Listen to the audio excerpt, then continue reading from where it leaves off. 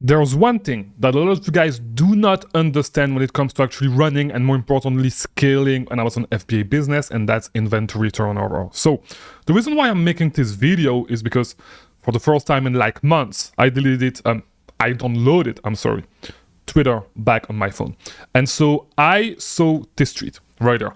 Nothing against the guy, right? I don't know him. I don't hang out like in Amazon circle. Probably a smart guy, because it looks like he actually scaled this business, right? But here's the tweet.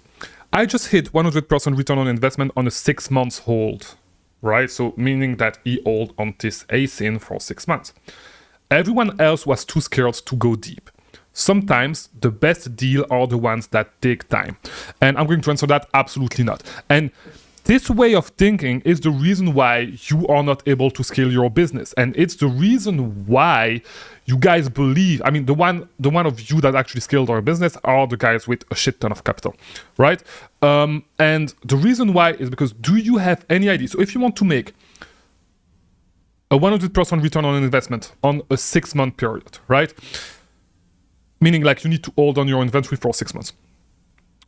Do you realize if you were actually able to actually flip your inventory once every month, do you know at which return on investment you would need to actually flip that inventory once a month to actually get, like, to actually double up on your money, meaning like getting a 100% return on investment in 6 months? Do you have an idea of how much a return on investment should be?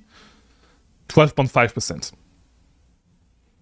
That's it, 12.5%. Okay, so if you're able to spend your money and flip your money every month at 12.5% return on investment, you're doubling up on your money in 6 months. So meaning that you would have gotten the same exact thing, so 100% return on investment after 6 months if you're able to flip your money 6 times at 12.5% return on investment, right? So the reason why you cannot scale is because of this. That's literally it. The reason why you cannot scale is because you do not understand compound interest.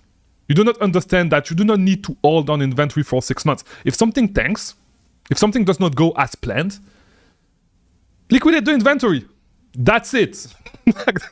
That's it. Try to keep like max, like, and I always say, if you're a beginner, keep 2 weeks worth of inventory. That's it. Learn to flip your money every 2 weeks. Okay, do Amazon optimized splits, and so 2 weeks, it means that, okay, so you have like maybe 5 days, 3 days to get the product at your prep center. After that, 1 week for it to check in, and like then you have 9 days to actually like get your money back after you sell it, right? And you can go below two weeks, right? Going deep is dumb as fuck. It's really dumb.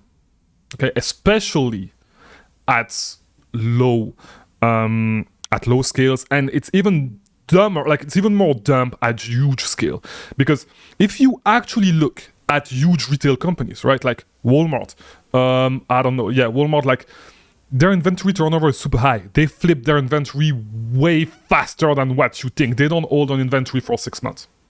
Okay, and yeah, if you're running this as a side hustle on the side, right, not at scale, then you can afford that. You just make a little bit of money here and there, that's it. If you want to scale a business, if you want to run an inventory-based business, you don't sit on inventory for 6 months. You just flip your money, like you just flip your inventory really fast. That's it, at lower return on investment. Way less risky, and that way you can use outside capital, okay? Because the truth is that you guys try to do this exact thing while actually using other people's money to scale. That's why you pay too much in credit card debt. That's why credit card interest, that's why you don't see the value in getting loans to scale your business. You don't see the value in not using your own cash to scale your business because you do not understand this simple point. What's easier? Like, please answer this question. What's easier? Finding something you can flip at constantly at 12.5% return on investment and constantly sourcing products like this, or trying to find home run product that you can sell at 100% return on investment? The answer is simple. It's super easy to find products that you can flip at 12.5% return on investment. And one of the worst advice that has been given in the community is that you should look for products that are at least at a 30% return on investment and at least a $5 profit, right?